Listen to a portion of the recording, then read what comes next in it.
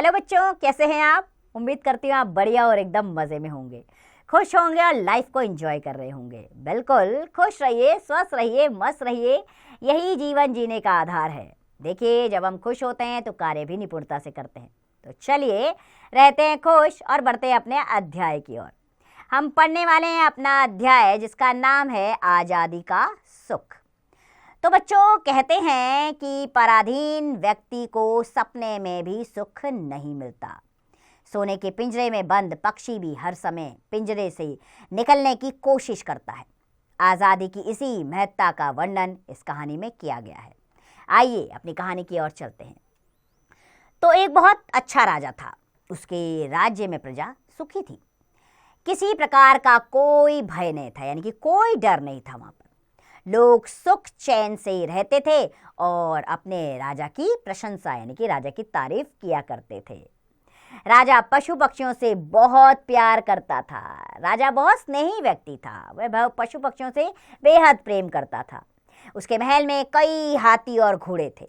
वह स्वयं सब जानवरों के पास जाता, उन्हें प्यार से पुचकारता, सहलाता था। राजा के सोने का कमरा पहली मंजिल पर था। उसके कमरे की खिड़की के पास आम का एक पेड़ था। राजा पलंग पर लेटे लेटे उस पेड़ को देखता रहता था। उसे वह पेड़ अच्छा लगता था। कभी पेड़ पर नई पत्तियां आ जाती थी तो कभी उस पर बौर आ जाती थी। बौर यानी कि फल लगने से पहले छोटे छोटे फूल आ जाते हैं। कभी उस पर छोटे छोटे आम आ जाते थे तो कभी पूरे पेड़ पर पके हुए सैकड़ों रसीले आम दिखाई पड़ते थे। उस पेड़ पर कई चिड़िया आकर बैठती थी। एक दिन उस पेड़ पर एक बहुत सुंदर चिड़िया आकर बैठी। उसका रंग सुनहरा था। चिड़िया गाने लगी। उसका गाना इतना मीठा था कि उसके सामने बांसुरी की आवाज भी फीकी लगने लगी, यानी कि सारी आवाजें जो थी वो धीमी पड़ गई उसके मधुर गीत के आगे। राजा और रानी को चिड़िया का गाना बहुत अच्छा लगा। फिर वह चिड़िया वहां रोज आने लगी। वह सवेरे शाम वहां आती, थोड़ी देर अपनी सुरीली आवाज में गाती, फिर उड़कर चली जाती। लेकिन जिस दिन बारिश होती, तेज वायु चलती या बहुत गर्मी होती, उस दिन वह चिड़िया नहीं आती। उस दिन राजा को कुछ अच्छा नहीं लगता। वह चाहता था कि रोज सुनहरी चिड़िया का गाना सुने। रानी भी चाहती थी कि वह उसका गाना रोज सुने। राजा ने मंत्री से कहा, मंत्री जी, जिस दिन बारिश होती है या तेज वायु चलती है, उस दिन सुनहरी चिड़िया यहाँ नहीं आती। अगर वह चिड़िया राजमहल में रहने लगे तो उसे बारिश में भीगना नहीं पड़ेगा। क्यों ना हम उसके लिए एक सोने का पिंजरा बनवा दें। दूसरे दिन राजा के कहने पर नौकरों ने जाल डालकर उस चिड़िया को पकड़ लिया। राजा ने स्वयं उसे पिंजरे में रखा। चिड़िया दुखी होकर ची ची करने लगी। राजा ने पिंजरे में मीठे मीठे फल रखे, बढ़िया पकवान रखे, लेकिन उस चिड़िया ने कुछ नहीं खाया। एक दिन बीता, 2 दिन बीते, राजा को बहुत चिंता हुई। उसने रानी से पूछा, क्या चिड़िया बीमार है? हम वैद्य को बुलाते हैं। वैद्य यानी कि चिकित्सक को बुलाते हैं, डॉक्टर को बुलाते हैं। रानी ने समझाया, नहीं, यह बीमार नहीं है। इसे आज़ादी का सुख नहीं मिल पा रहा है। यह खुली हवा में उड़ना चाहती है। यह पिंजरे से बाहर स्वतंत्र रहना पसंद करती है। इसे पिंजरे में रखोगे तो यह कभी नहीं गाएगी। राजा ने तुरंत चिड़िया को आज़ाद कर दिया। वह आसमान में उड़ गई।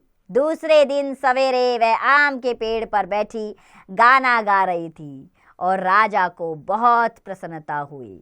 राजा समझ गए कि उसने गलत कार्य किया था। किसी भी की भी स्वतंत्रता को छीनने का अधिकार किसी को भी नहीं है। हर इंसान, पशु पक्षी स्वतंत्र रहना चाहता है। तो बच्चों, आज़ादी से बढ़कर कोई सुख नहीं है। इसलिए हमें अपनी खुशी के लिए किसी को भी कैद नहीं करना चाहिए। आज़ादी के महत्व को समझना चाहिए और समझना चाहिए कि आज़ादी में ही सुख की अनुभूति होती है। आइए अब बढ़ चलते हैं अभ्यास प्रश्नों की ओर। सबसे पहले मौखिक प्रश्न आ रहे हैं, जिसमें पहला प्रश्न है, राजा किसे बहुत प्यार करता था? राजा पशु पक्षियों को बहुत प्यार करता था। इसी प्रकार बाकी के प्रश्नों के उत्तर आप स्वयं देंगे। दूसरा प्रश्न है विकल्प से संबंधित। इसमें पहला प्रश्न आ रहा है, राजा के राज्य की प्रजा थी दुखी, भूखी, क्रूर, सुखी। तो चौथा विकल्प सही है, प्रजा सुखी थी। इसी प्रकार बाकी के प्रश्नों के उत्तर आप स्वयं दीजिएगा। तीसरा प्रश्न आ रहा है रिक्त स्थान भरने। इसमें किसी प्रकार का कोई डैश नहीं था, किसी प्रकार का कोई दुख नहीं था। इसी प्रकार रिक्त स्थान आप स्वयं पूर्ण कीजिएगा बाकी के। चौथे प्रश्न पर आते हैं, किसने किससे कहा। पहला वाक्य, क्यों ना हम उसके लिए एक सोने का पिंजरा बनवा दें, राजा ने मंत्री से कहा। इसी प्रकार बाकी के रिक्त स्थान आप यहाँ पर पूर्ण करेंगे स्वयं। पांचवा प्रश्न आ रहा है, प्रश्नों के उत्तर देने हैं यहाँ पर लिखित रूप में। पहला प्रश्न है इसमें बच्चों, चिड़िया किस दिन नहीं आती थी। जिस दिन बारिश होती थी या भी बहुत तेज हवा चलती थी उस दिन चिड़िया नहीं आती थी। इसी प्रकार बाकी के प्रश्नों के उत्तर स्वयं दीजिएगा। चलिए कल्पना की उड़ान के प्रश्न पर आते हैं। प्रश्न है बच्चों, अपने मनोरंजन के लिए किसी पक्षी को कैद करके रखना उचित है, अपने विचार प्रकट कीजिए। बिल्कुल, मेरे विचार से तो ये उचित नहीं है। अपने मनोरंजन के लिए किसी भी पक्षी को कैद करके नहीं रखना चाहिए। स्वतंत्रता सबको प्रिय है और पक्षियों को प्रकृति ने, ईश्वर ने ये वरदान दिया हुआ है कि वह स्वतंत्र वातावरण में उड़े, तो उनके पंखों को कुतर कर उन्हें पिंजरे में बंद करने का अधिकार हमें नहीं है। ऐसा करके हम ईश्वर के वरदान से दूर रह रहे हैं और उनके श्राप के भागीदार बन रहे हैं। तो उम्मीद करती हूँ आप ये कार्य कभी नहीं करेंगे। आइए अगले प्रश्न पर आते हैं। भाषा के बारे में यानी कि व्याकरण से संबंधित प्रश्न आ रहे हैं। पहला प्रश्न, इसमें जो शब्द समूह से अलग है उस पर गोला लगाइए। आम, पपीता, करेला, केला। तो आम, पपीता, केला तो क्या है, फल है, करेला सब्जी है। तो यहाँ आप करेले पर गोला लगाएंगे। इसी प्रकार बाकी के प्रश्न कीजिएगा। दूसरा प्रश्न आ जाता है, चित्र देखकर नाम लिखिए। चित्र देखकर नाम लिखना है। पहले चित्र राजा का चित्र है तो इसके नीचे राजा लिख दीजिए और बाकी के चित्रों के नीचे नाम आप स्वयं लिखेंगे। तो ऊपर लिखे शब्दों में बच्चों राजा व आम पुरुष जाति के तथा रानी व चिड़िया स्त्री जाति के शब्द हैं। पुरुष और स्त्री जाति का बोध कराने वाले शब्द लिंग कहलाते हैं। तो आइए अब आप दिए गए शब्दों के लिंग बदलकर लिखिए। तो पहले है दादा, दादा का लिंग क्या होगा, दादी। इसी प्रकार बाकी शब्दों के लिंग स्वयं बदलिएगा आप। तीसरा प्रश्न है मिलाकर लिखिए। ची जमा ड़ी जमा या क्या बना, चिड़िया। इसी प्रकार बाकी के शब्द स्वयं बनाइए। चौथे प्रश्न पर आ जाते हैं, दो सार्थक शब्दों को मिलाकर नया शब्द बनाइए। जैसे राज जमा महल बना राजमहल, ऐसे ही बैल जमा गाड़ी क्या बना, बैलगाड़ी। बाकी के शब्द भी इसी प्रकार मिलाकर बनाइएगा। ऐसे शब्दों को क्या कहते हैं बच्चों, योग रूढ़ शब्द कहते हैं। पांचवा शब्द प्रश्न हमारे सामने आ रहा है, विलोम शब्द है। ठीक है, सुखी का विलोम क्या होगा, दुखी। इसी प्रकार बाकी के विलोम शब्द स्वयं लिखिएगा। विषय संवर्धन गतिविधियों पर आते हैं। प्रश्न है, सभी जीव जंतुओं को रहने के लिए घर की आवश्यकता होती है। चिड़िया पत्ते तिनके आदि से अपने लिए घर बनाती है जिसे हम घोंसला कहते हैं। तुम भी दी गई वस्तुओं से चिड़िया रानी के लिए खूबसूरत घर बनाओ। बिल्कुल, आप भी बना सकते हैं। चिड़िया का रानी के लिए एक सुंदर सा घर का निर्माण करिए। तो मुझे पूरी उम्मीद है ये कहानी आपको पसंद आई होगी और आप भी समझ गए होंगे स्वतंत्रता का महत्व क्या है। स्वतंत्रता अनमोल है, उसकी कीमत नहीं लगाई जा सकती। चाहे किसी पक्षी को आप सोने के पिंजरे में रखें, लेकिन जो सुख वो आज़ादी में अनुभव करते हैं वह सोने के पिंजरे में उन्हें नहीं मिलेगा।